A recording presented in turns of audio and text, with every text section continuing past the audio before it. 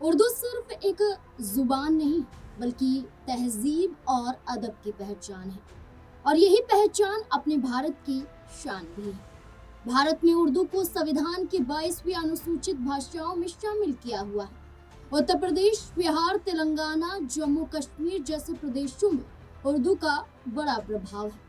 लेकिन तब क्या हो जब उसी उर्दू को हटा दिया जाए और हटाने पर विरोध किया जाए और विरोध करने पर आपको ही गुनहगार बनाकर सजा दे दी जाए। नमस्कार, मैं हूं नाज़मीन खान और आप देख रहे हैं हमारा खास प्रोग्राम जम्मू कश्मीर। जम्मू कश्मीर भारत का अभिन्न अंग है, जहां उर्दू बोली ही नहीं जाती बल्कि लोगों के जहन में बसी हुई है। आखिरकार वहां उर्दू को लेकर क्या विवाद छिड़ गया है और इस विवाद के चलते महबूबा मुफ्ती की बेटी इल्तिजा मुफ्ती पर एफआईआर क्यों हुई है, चलिए जानते हैं अपनी इस रिपोर्ट में। सबसे पहले समझते हैं उर्दू विवाद क्यों है। साथियों, जम्मू कश्मीर में उर्दू भाषा का विवाद राजस्व विभाग की भर्तियों से जुड़ा हुआ है, जहां राजस्व विभाग में उर्दू की अनिवार्यता खत्म करने का फैसला सरकार द्वारा लिया गया है। दरअसल अप्रैल 2026 में उमर अब्दुल्ला सरकार द्वारा पटवारी यानी तहसीलदार पदों की भर्ती के लिए दी जाने वाली परीक्षा में उर्दू का ज्ञान होना अब जरूरी नहीं है, ऐसा फैसला लिया गया है। सरकार के इस फैसले के बाद पीपुल्स डेमोक्रेटिक पार्टी यानी कि पीडीपी ने इसे स्थानीय पहचान और संस्कृति पर हमला बताते हुए विरोध प्रदर्शन शुरू कर दिया है। अब बात करते हैं फैसले पर इल्तिजा मुफ्ती ने क्या कहा। मुख्यमंत्री उमर अब्दुल्ला द्वारा लिए गए फैसले के बाद पीडीपी नेता इल्तिजा मुफ्ती ने प्रेस कॉन्फ्रेंस की और उमर अब्दुल्ला पर जम्मू कश्मीर के साझा इतिहास से उर्दू भाषा को हटाने की कोशिश करने का आरोप लगाया। उन्होंने प्रेस कॉन्फ्रेंस में कहा, इसमें कोई शक नहीं है, हमारी सरकार जिसका नेतृत्व मुख्यमंत्री उमर अब्दुल्ला कर रहे हैं, धीरे धीरे उर्दू को सिस्टम से हटाने की कोशिश कर रहे हैं। उर्दू जम्मू कश्मीर में समाज और समुदाय के हर वर्ग की भाषा है। मैं उमर अब्दुल्ला से पूछना चाहती हूँ कि 9 जुलाई 2025 को जब वे राजस्व मंत्री थे, ऐसा आदेश क्यों जारी किया गया जिसमें कहा गया था कि डिजिटलीकरण केवल अंग्रेजी में ही किया जाएगा। उर्दू को हटा दिया गया और हम सभी जानते हैं कि इसके बाद हमें तहसीलदारों और पटवारियों से कई शिकायतें मिली बढ़ती गड़बड़ियों को लेकर, जहां हरियाणा मॉडल लागू किया गया और इस तथ्य के बावजूद कि हमारे सभी पुराने दस्तावेज उर्दू में राजस्व विभाग पर अंग्रेजी थोप दी गई। आगे उन्होंने कहा, अप्रैल 2026 में उमर अब्दुल्ला की सरकार के तहत चूंकि राजस्व विभाग उनके अधीन आता है, एक और आदेश जारी किया गया। मैं उसकी प्रति साझा करूंगी, ऐसा प्रेस कॉन्फ्रेंस में इल्तिजा मुफ्ती कहती हुई नजर। 14 अप्रैल 2026 की एक अधिसूचना जारी की गई जिसके तहत SRO 74 राजस्व भर्ती सेवा नियमों में संशोधन किया गया।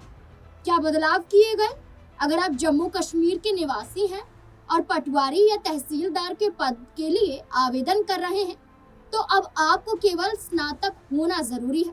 राजस्व विभाग में भर्ती के लिए उर्दू की अनिवार्यता का जिक्र करते हुए इल्तिजा मुफ्ती ने यह भी कहा कि जो पहले अनिवार्यता हुआ करती थी उसे अब खत्म कर दिया गया है। यही मेरा सवाल है मुख्यमंत्री से और यही मेरा आरोप है, ऐसा इल्तिजा मुफ्ती ने कहा। अपने बयान में भाजपा पर क्या बोले इल्तिजा। मुख्यमंत्री उमर अब्दुल्ला पर आरोप लगाते हुए इल्तिजा मुफ्ती ने आगे कहा कि उमर अब्दुल्ला से उनकी कोई निजी लड़ाई नहीं है, लेकिन महाराजा के समय में भी जो काम नहीं हुआ, यहाँ तक कि बीजेपी जब चाहती थी तब भी नहीं हुआ, तो अब ऐसा क्यों किया जा रहा है। उन्होंने सरकार से सवाल किया कि आपको उर्दू से दिक्कत क्या है, हमारे साझा इतिहास से उर्दू को क्यों हटाया जा रहा है। सदियों से उर्दू जम्मू कश्मीर की आम भाषा रही। क्या लोगों ने उन्हें इतना बड़ा जनादेश इसलिए दिया है कि वे हमारी भाषा को ही मिटा दें? जो हमारी संस्कृति और पहचान का एक बहुत बड़ा हिस्सा है। क्या आप ये सब बीजेपी के इशारों पर कर रहे हैं? ये जम्मू कश्मीर के युवाओं पर भी एक बड़ा हमला है, ऐसा इल्तिजा मुफ्ती ने कहा। उर्दू विवाद के बीच वीडियो पोस्ट। तहसीलदार परीक्षा से उर्दू भाषा हटाए जाने के बाद न सिर्फ इल्तिजा मुफ्ती ने आरोप भाजपा से मिले होने का मुख्यमंत्री पर लगाया, बल्कि इसके खिलाफ सड़कों पर प्रदर्शन भी किया गया और अपने एक्स अकाउंट से इल्तिजा मुफ्ती ने एक वीडियो भी पोस्ट की और कैप्शन भी लिखा। हुर्रियत लीडर स्वर्गीय सैयद अली शाह गिलानी की वीडियो पोस्ट कर लिखा कि हो सकता है कि मैं गिलानी साहब की विचारधारा से सहमत ना हूं, लेकिन उनका ये पुराना वीडियो जिसमें वे उर्दू के महत्व पर जोर दे रहे हैं, अन्य कारणों के अलावा भी काफी हद तक सही लगता है, इसे देखना बनता है। वीडियो पोस्ट करते ही इल्तिजा मुफ्ती पर एफआईआर। दरअसल इस विरोध के बीच जम्मू कश्मीर पुलिस ने पीडीपी नेता इल्तिजा मुफ्ती और दूसरों के खिलाफ सोशल मीडिया पर अलगाववादी कंटेंट फैलाने के आरोप में एफआईआर दर्ज कर ली है। उन पर आरोप है कि उन्होंने हुर्रियत लीडर स्वर्गीय सैयद अली शाह गिलानी का वीडियो पोस्ट कर अलगाववादी सोच को बढ़ावा दिया है।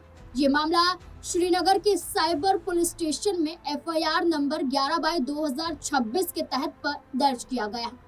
ये मामला डिजिटल प्लेटफॉर्म के जरिए अलगाववादी सोच को बढ़ावा देने वाला वीडियो और दूसरे मटेरियल के फैलाने के बारे में मिली जानकारी के बाद दर्ज किया गया है। ये सामग्री गैरकानूनी गतिविधियों को भड़काने और भारत की शांति, संप्रभुता, अखंडता को नुकसान पहुंचाने के इरादे से फैलाई जा रही थी, ऐसा एफआईआर में कहा गया। कानून व्यवस्था बिगाड़ने की कोशिश भी आरोप। पुलिस ने कहा कि प्रारंभिक जांच से पता चलता है कि इस तरह की सामग्री का प्रसार डिजिटल प्लेटफॉर्म के जरिए अलगाववादी और देशद्रोही विचारधारा को फैलाने का जानबूझकर प्रयास किया गया था। ऐसी गतिविधियों से जनता में असंतोष भड़क सकता है, सार्वजनिक व्यवस्था बिगड़ सकती है और राष्ट्रीय एकता को नुकसान पहुंच सकता है। पुलिस के अनुसार भारतीय न्याय संहिता की धारा 152, 1996 1 और 1953 1 बी, सी और 2 के तहत अपराध बनते हैं। इसी आधार पर साइबर पुलिस स्टेशन श्रीनगर में एफआईआर दर्ज कर जांच शुरू कर दी गई है। अधिकारियों ने बताया है कि हुर्रियत लीडर स्वर्गीय सैयद अली शाह गिलानी की एक पोस्ट की जांच भी चल रही है। कौन है सैयद अली शाह गिलानी? सैयद अली शाह गिलानी जम्मू कश्मीर के एक प्रमुख अलगाववादी नेता थे। उनका जन्म 29 सितंबर 1929 को जम्मू कश्मीर के बांदीपोरा इलाके में हुआ था और 1 सितंबर 2021 को श्रीनगर में उनका निधन हुआ। गिलानी लंबे समय तक कश्मीर में भारत विरोधी और पाकिस्तान समर्थक राजनीति का बड़ा चेहरा माने जाते थे। वे ऑल पार्टीज हुर्रियत कॉन्फ्रेंस के कट्टरपंथी धड़े के नेता रहे और बाद में उन्होंने तहरीक ए हुर्रियत नाम का संगठन बनाया।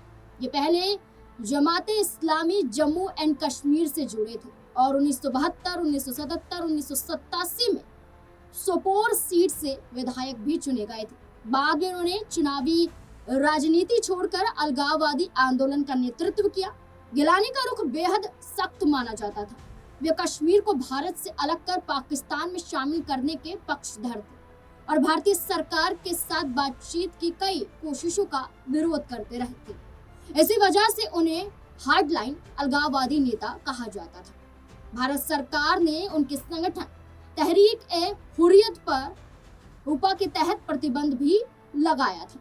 गौरतलब है कि अभी ये विवाद और ज्यादा भड़क सकता है, ऐसा अनुमान अभी राजनीतिक विश्लेषकों के जरिए लगाया जा रहा है, क्योंकि मुख्यमंत्री ने ना तो इस पर कोई बयान जारी किया है और ना ही कोई सफाई दी है।